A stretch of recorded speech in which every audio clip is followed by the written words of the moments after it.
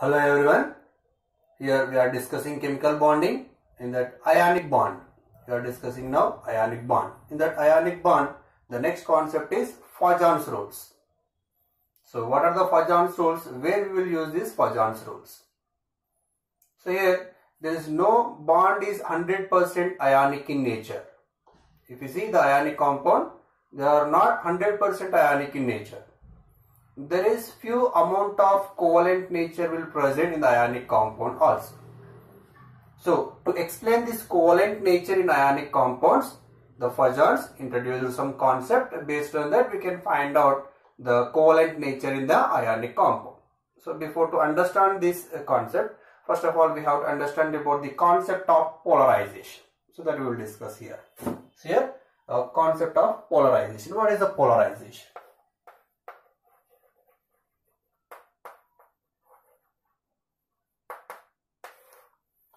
Here let me take one ionic compound AB. How it will form by cation A and anion B. Generally cations are having a smaller in size and anions are having bigger in size. Let us take one ionic solid is formed like this, the by cation and anion. And here the charge, the electron cloud around the cation is symmetrical and around the anion also symmetrical. Now this cation, due to the having smaller in size, high nuclear dense, the charge density on the cation, this cation try to pull the electron cloud of anion due to the smaller size, high charge density.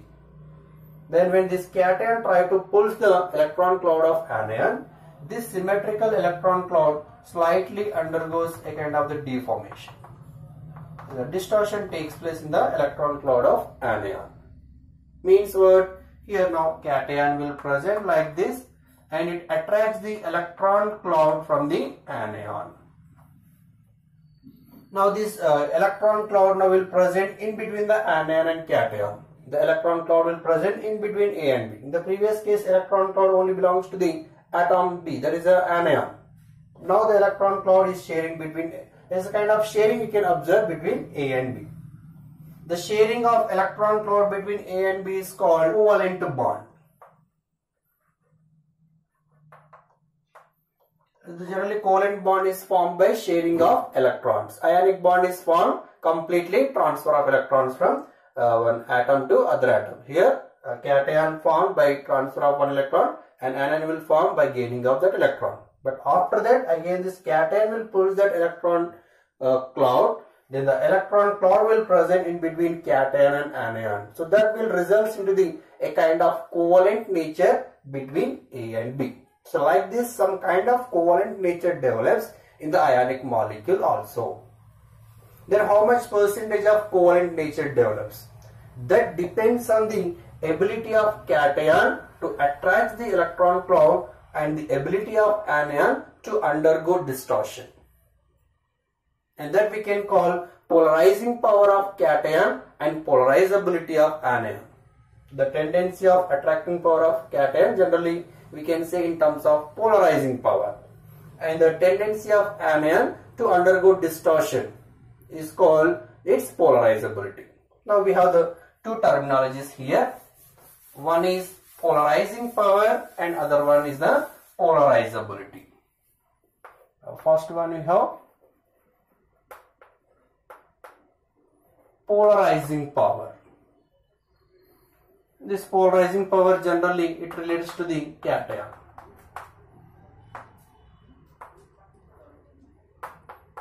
Polarizing power generally we will use this term for cation. So what is the polarizing power? It is the ability of cation.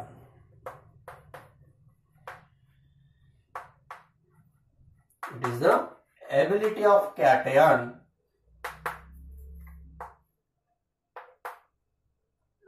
to attract electron cloud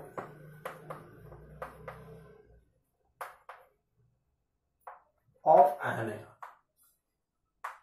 If it attracts effectively the electron electron cloud of anion, then we can say it is having more polarizing power.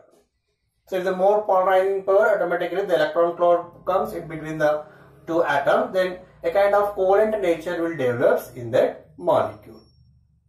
Now here polarizing power, the factors affecting on polarizing power, if you see, the polarizing power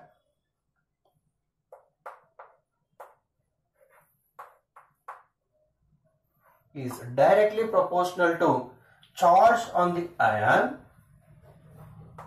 means charge on cation,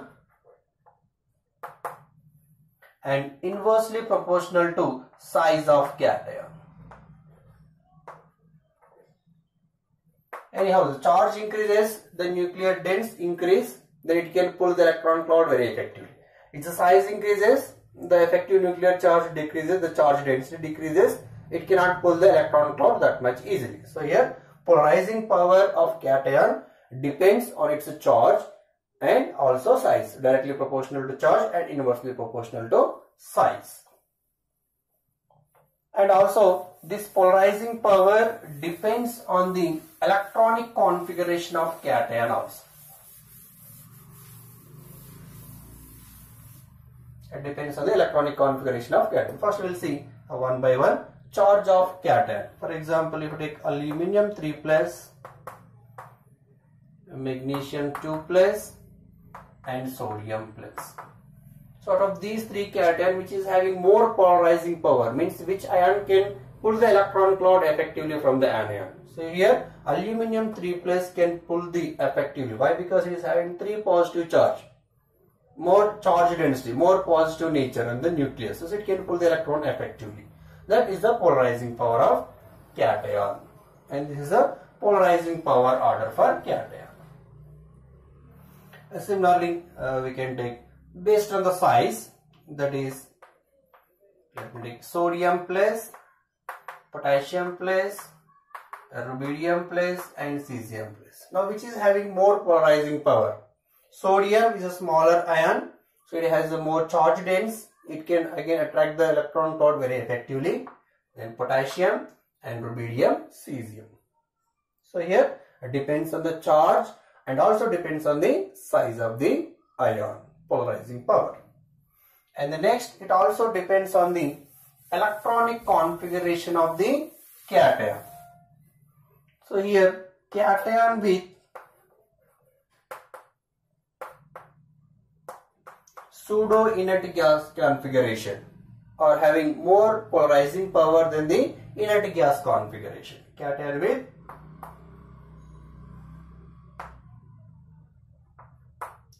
pseudo inert gas configuration.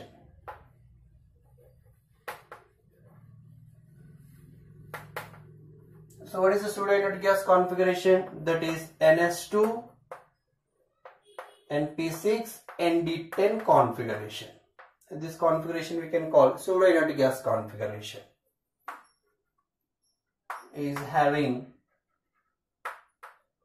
more polarizing power.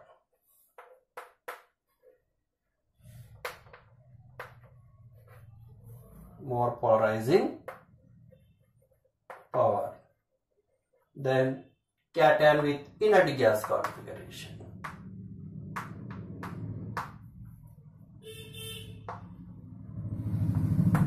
Cation with inert gas configuration.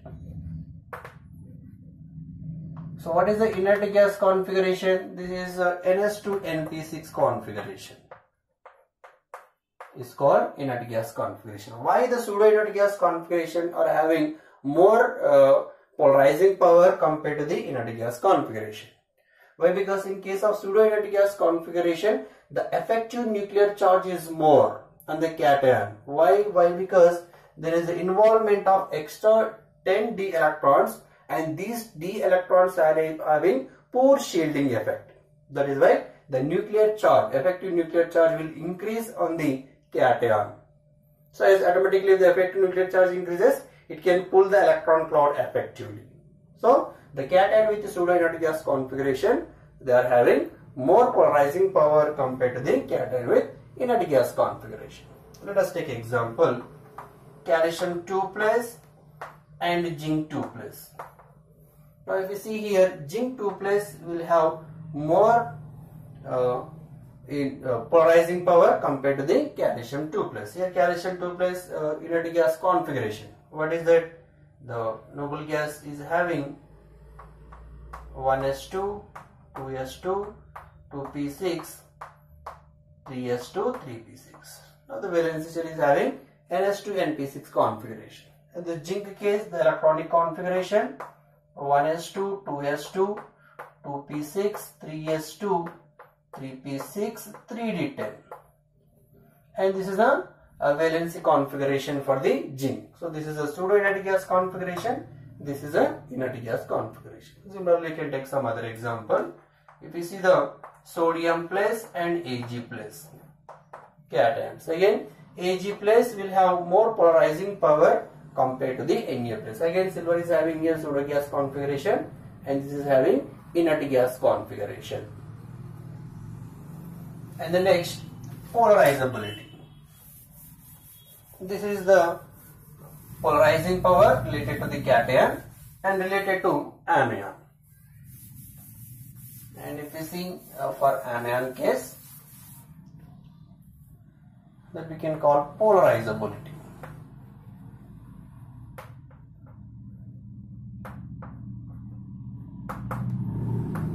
Polarizability means generally it relates to the anion.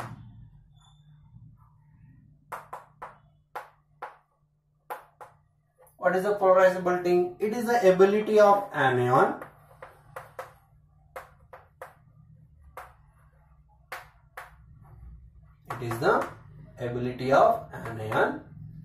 to cause distortion or to undergo distortion. To cause distortion. Whichever undergo very easily distortion, and that is having more polarizability. Generally, which can have more polarizability if the size of the anion is bigger. So it can easily attracted by the cation. It easily undergoes the distortion. So here polarizability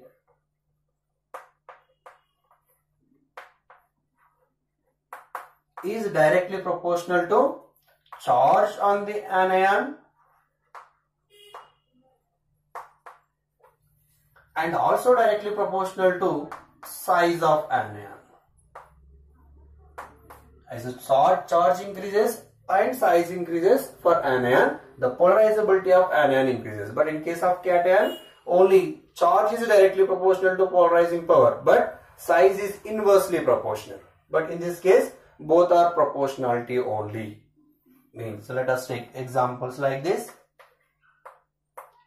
N3 minus, O2 minus and F minus, which is having more polarizability. Here N3 minus is having bigger in size and more charge density also. And this is having more polarizability than O2 minus and F minus. With respect to size of anion, if I take F minus, Cl minus, Br minus and I minus, which is having more polarizability. So I minus is having more polarizability than the Br minus, Cl minus and F minus. This is a polarizability order for anion case. And actually this is one is a polarizability and one is polarizing power. Now the polarization. Here the extent of polarization, nothing but is a kind of covalent nature only. Polarization related to the covalent nature. Now the extent of polarization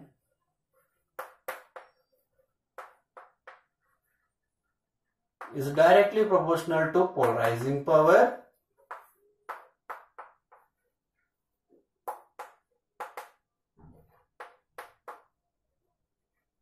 and also it is directly proportional to polarizability. As the polarizing power increases or polarizability increases, its polarization increases. That is, the extent of polarization increases. And this is the concept of polarization. And based on this polarization, now we can explain the Poisson's rules. That is, the applications of Poisson's rules here. So here we will see the applications of Poisson's rules. Poisson's rules applications. In that, The first application is extent of covalent nature in ionic compounds.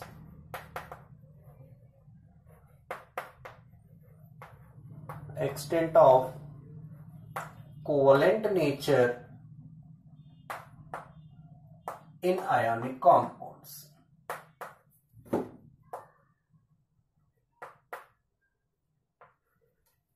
This is the one of the best applications of Poisson's rules. We can easily identify which is having more covalent nature in ionic compounds.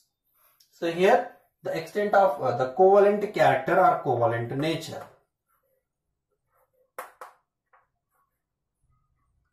is directly proportional to polarization, extent of polarization.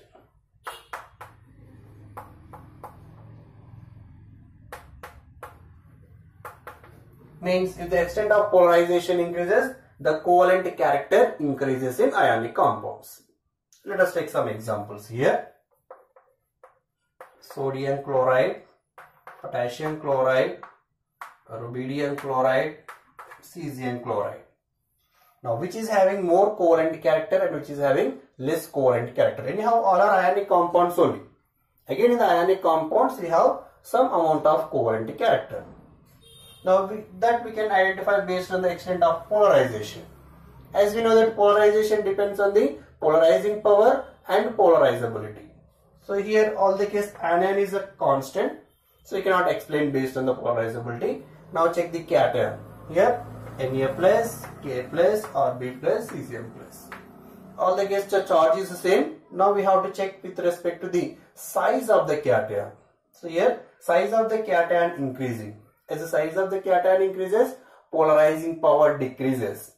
If the polarizing power decreases, extent of polarization decreases. If the extent of polarization decreases, covalent nature also decreases. So now here Na plus is having more polarizing power, hence the covalent nature or covalent character is more in sodium chloride. Next, potassium chloride, rubidium chloride and cesium chloride.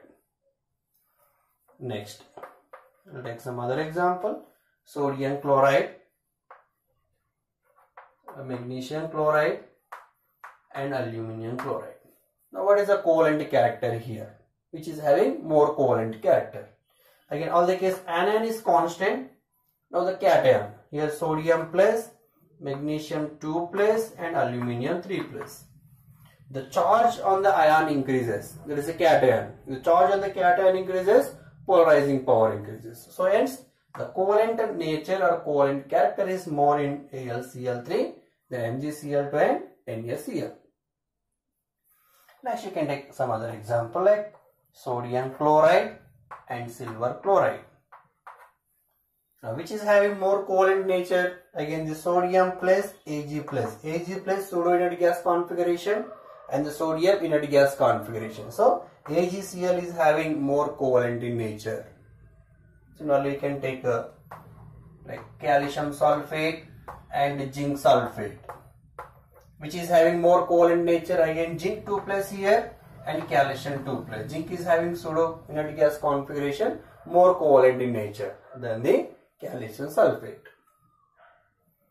Some more example here. This is with respect to cation. If I take with respect to anion, for example.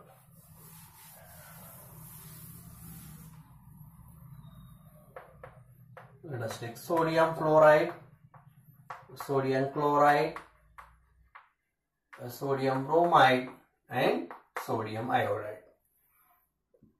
Now which is having more covalent nature? Again here cation is constant now, but anion is varying and the charge is the same. Now the size of the anion is more for sodium iodide case.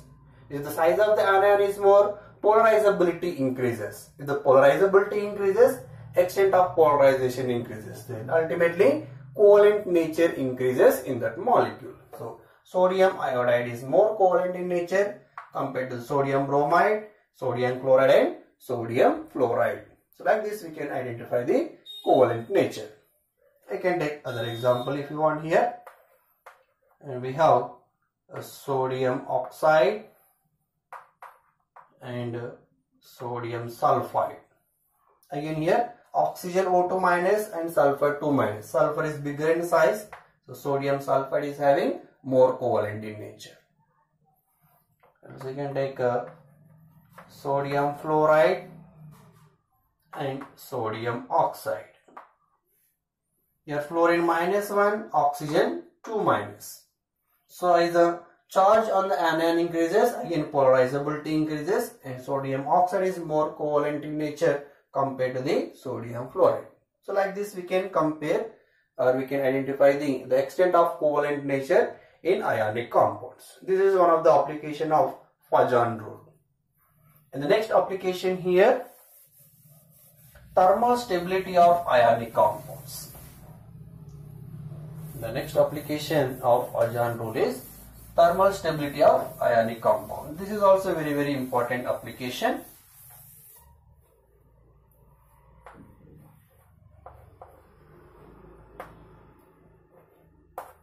Thermal stability of ionic compounds.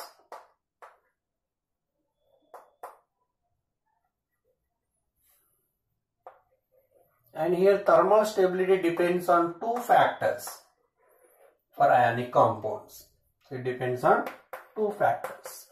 What are the factors?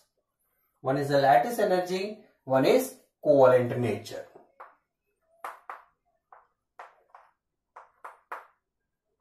The thermal stability depends on two factors. One is the lattice energy. Then the other one is covalent character or covalent nature. Or you can say extent of polarization. Any one we can take. Either extent of polarization, nothing but covalent character only.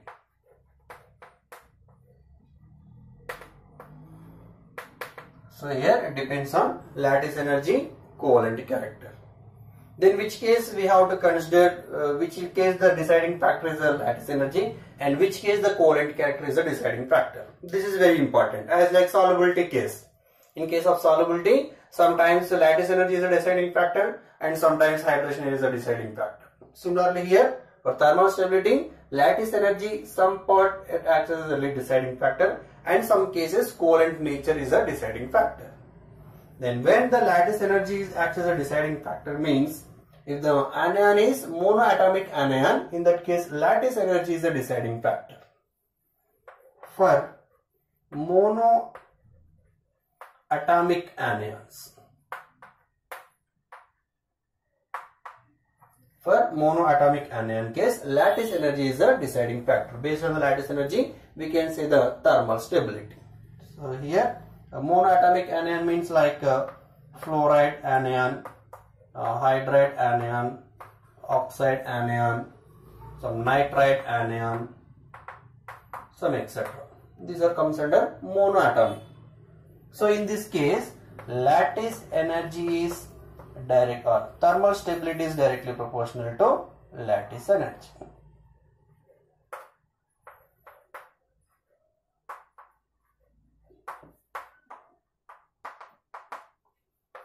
For monoatomic anion case, the thermal stability we can calculate, means we can compare based on the lattice energy. But when we will take the deciding factor is the extent of polarization or covalent character. This is for polyatomic anion. If the anion is polyatomic, then in that case we can explain the thermal stability based on the extent of polarization.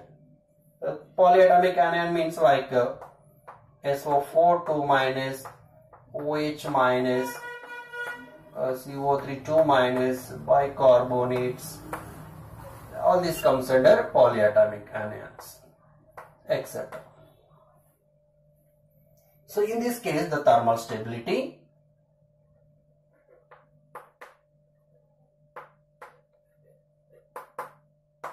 is inversely proportional to extent of polarization or covalent character. As the covalent character increases, then the thermal stability decreases. And these 2 points we should keep in mind. Then we can easily identify which case the thermal stability is more and which case the thermal stability is less. Let us take some examples here related to the thermal stability of ionic compounds.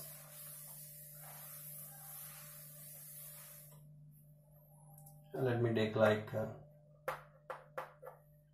lithium hydride, sodium hydride, potassium hydride, rubidium hydride and cesium hydride. Now see here, these are the hydride H minus, H minus, H minus, H minus and H minus. So hydride is a monoatomic anion. With the monoatomic anion, lattice energy is a deciding factor to explain the thermal stability. And here lattice energy increases, thermal stability increases. First of all, we have to find out which is having more lattice energy. Again, lattice energy case, lattice energy is directly proportional to charge, inversely proportional to the size. Now both the case, all the cases the charge is the same and the size and hydride ion is constant. Now the cation size is increasing. If the cation size increases, lattice energy decreases. So lithium hydride is having more lattice energy and also having more thermal stability. So thermal stability of lithium hydride is more than sodium hydride, potassium hydride, rubidium hydride and cesium hydride. Similarly, you can take like this. Oxides also, lithium oxide, sodium oxide, potassium oxide, rubidium oxide, cesium oxide.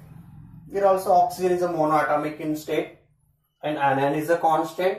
Now cation. Again the cation size increases, lattice energy decreases. Then lithium oxide is having now more lattice energy, the thermal stability than the sodium, potassium, rubidium and cesium. So like this you can calculate very easily.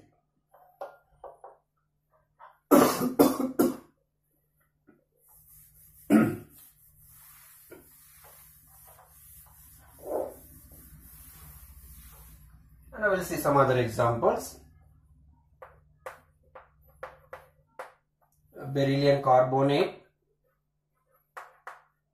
magnesium carbonate, calcium carbonate, strontium carbonate and barium carbonate. In this case, now see carbonate, this is the polyatomic anion. For polyatomic anion case, which is a deciding factor, covalent character is a deciding factor. That is, the extent of polarization is a deciding factor. Now see here, which is having more covalent nature. Again, anion, all the case is a constant, carbonate, carbonate, carbonate. Now the covalent nature we can explain based on the cation. The cation is a different. Now cation, all the case, again the charge is the same, beryllium 2 plus, magnesium 2 plus, calcium 2 plus, strontium 2 plus and barium 2 plus. Charge is the same. Next, size. Now cation size, here beryllium is smaller in size. The cation size decreases, the extent of polarization increases. So this is having more polarizing power. And this is having more polarizing power means what? The thermal stability is inversely proportional to the covalent character or polarization. So here beryllium carbonate, now this is having less thermal stability. Why? Because more covalent nature. Next, magnesium, calcium, strontium, barium. Now barium carbonate is having more thermal stability compared to the beryllium carbonate. This is also very, very important order. Similarly, you can take sulfates also. For example, beryllium sulfate, magnesium sulfate, calcium sulfate, strontium sulfate and barium sulfate. Again here sulfates. Sulfates are the polyatomic anions and the covalent nature is less for the barium sulfate. Less covalent nature means more thermal stability. Next we can take carbonates, for example lithium carbonate, sodium carbonate, potassium carbonate, rubidium carbonate and cesium carbonate. Again, carbonates are polyatomic anions. So for polyatomic anions, here covalent nature is less for cesium and more thermal stability.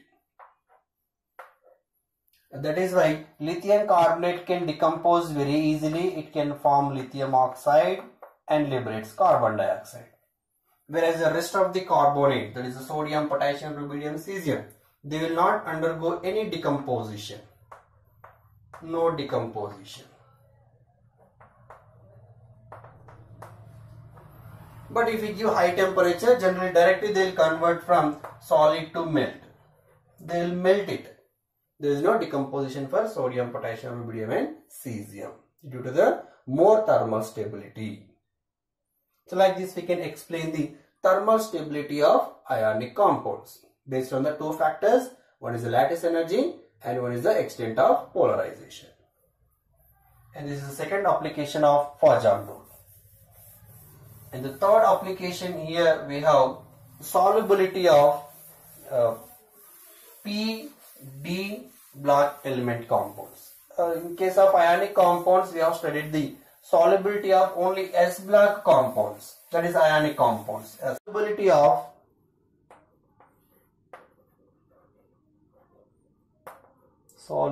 of P block, D block, and also the halides of beryllium, that is exception for beryllium, and halides of beryllium. And this also we can explain the solubility of P block, D block and halides of beryllium based on the extent of polarization or covalent nature. So in this case, the solubility is like this.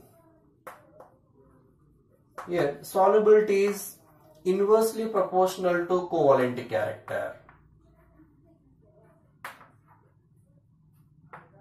As the covalent character increases, the solubility decreases. Covalent character are extent of polarization. Extent of polarization. So let us take some examples here. First, beryllium halides. If you take beryllium fluoride, beryllium chloride, beryllium bromide, and beryllium iodide. Here all the case beryllium is a constant. Here fluorine, iodine. General iodine is a bigger in size, more covalent in nature. More covalent in nature means less solubility. Here beryllium fluoride is more soluble than the beryllium chloride and beryllium bromide and beryllium iodide. We can take some other examples like this. Sodium chloride, magnesium chlorides also sometimes we cannot explain based on that ionic compounds rules. Here we can use this one, sodium, magnesium, aluminum. Now what is the solubility order here? Here AlCl3 is a more covalent in nature, but sodium chloride is having less covalent in nature and more soluble compared to magnesium chloride and aluminum chloride. And similarly some other compounds like silver fluoride, some D block elements if you take silver chloride and silver bromide and silver iodide. In this case the solubility, again here silver iodide is a more covalent in nature. Why? Because iodide is bigger in size, so more covalent in nature and less soluble. Sorry, here AgF is more soluble, AgCl, AgBr and AgA. So like this we can identify the solubility of P block, D block and halides of the beryllium compounds. And now we will see the fourth application here, the melting point of ionic solids. A melting point of ionic solid.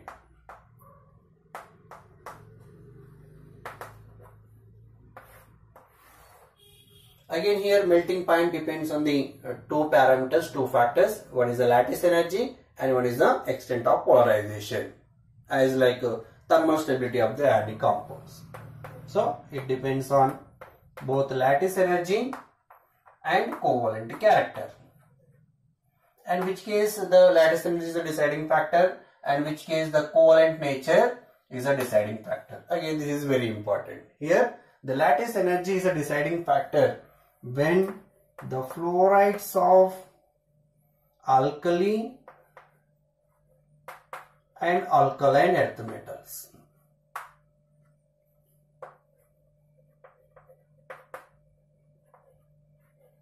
here except with beryllium fluoride and aluminium ion. And the next chlorides, bromides and iodides of alkali metals. That means sodium, potassium, rubidium and cesium. So in this case, lattice energy is a deciding factor. Means what here? Melting point is now directly proportional to lattice energy. As a melting point, the lattice energy increases, melting point increases. Now come to the covalent nature. When the covalent nature is a deciding factor or extent of polarization. So here the chlorides, bromides and iodides of alkaline earth metals. Alkaline earth metals. Apart from this, lithium plus and aluminium 3 plus ions case also covalent nature is a deciding factor, and beryllium fluoride. In this case also covalent nature is a deciding factor to explain the melting point. Again here, melting point of these compounds is inversely proportional to covalent nature. As the covalent nature increases, melting point decreases. This is also a very important point. Now we will see some examples related to this one.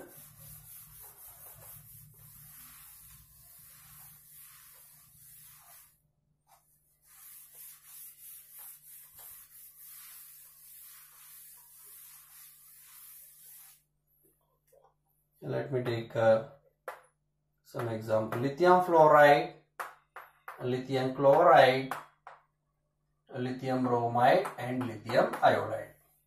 What is the melting point order here? Or lithium compounds. So lithium fluoride, here which factor influence? Here lattice energy will dominate. Lithium fluoride. And chloride, bromide, iodides of lithium. So here covalent character will dominate. So covalent nature is a deciding factor. Now see, out of these three, which is having more covalent nature? Lithium iodide is having more covalent nature. More covalent nature means less melting point. And lithium fluoride, lattice energy influences. Lithium is a smaller ion and fluoride also smaller ion. The smaller ion means lattice energy is more. So lattice energy is directly proportional to melting point. Now we can say lithium fluoride is having more melting point than the lithium chloride, lithium bromide and lithium iodide. Let us take aluminium case. Aluminium fluoride, magnesium fluoride and sodium fluoride. Let me take the fluorides of this one. Aluminium, magnesium and fluoride. Again, fluorides of aluminium and alkali earth metals. Depends on which factor? Lattice energy. Here the deciding factor is the lattice energy.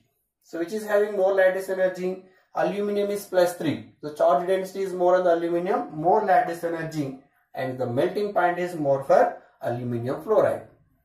Next, magnesium fluoride and sodium fluoride. This is a lattice energy order.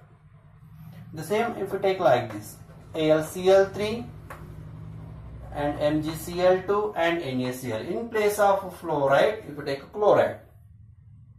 Now, for chlorides of aluminium, magnesium and sodium, which is a domination factor here? Covalent character.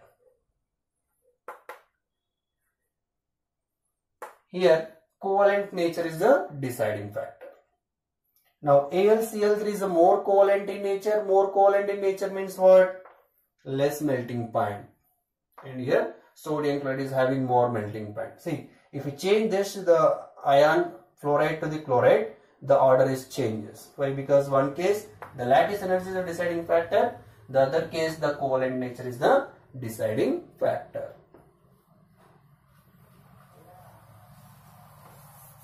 Next, one more important example here, the small exception.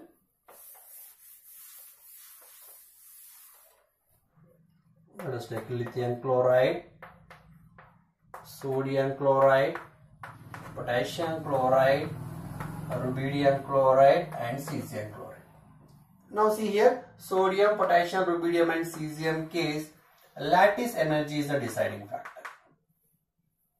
And the lithium chloride case, the halides of lithium as the chlorides of lithium, here polarizing power or covalent character is the deciding factor. Now out of these four, lattice energy, which is having more lattice energy?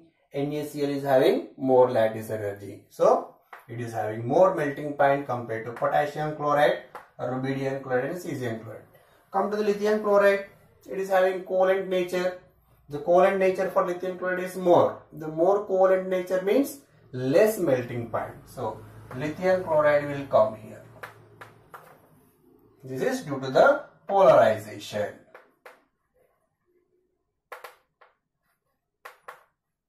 So you will get some kind of irregular order. Sodium chloride is more melting point than the lithium chloride.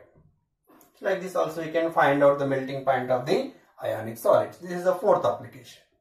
And the last, the one more important application, fifth one, color of ionic compounds.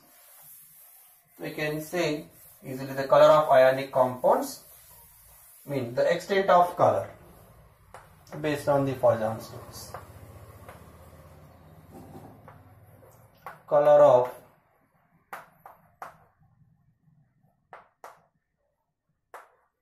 ionic compounds.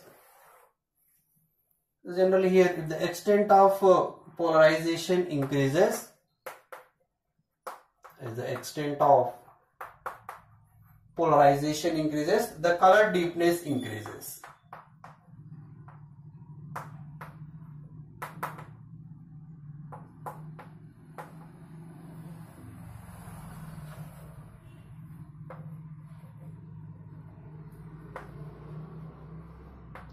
Color deepness of ionic compound increases.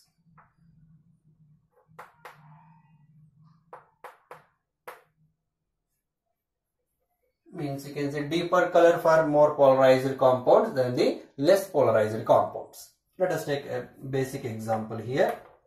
Silver chloride, silver bromide and silver iodide.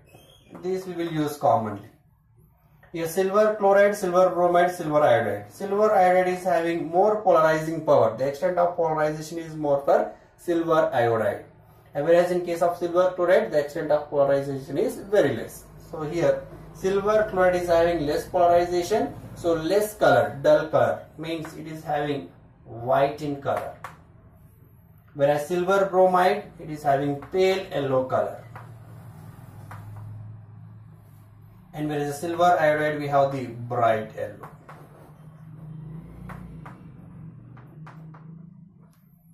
So let me take some more example here. Zinc sulfide, cadmium sulfide and mercuric sulfide. Again top to bottom, mercury polarization increases. Zinc sulfide generally is white in color. And the cadmium sulfide is yellow in color. And the mercury sulfide is red in color. So like this we can say the color of the compounds by using the Poisson's rules. These are the few of applications of Poisson's rules. These are some important applications. If you like this video, please like, share and subscribe to my channel. Thank you.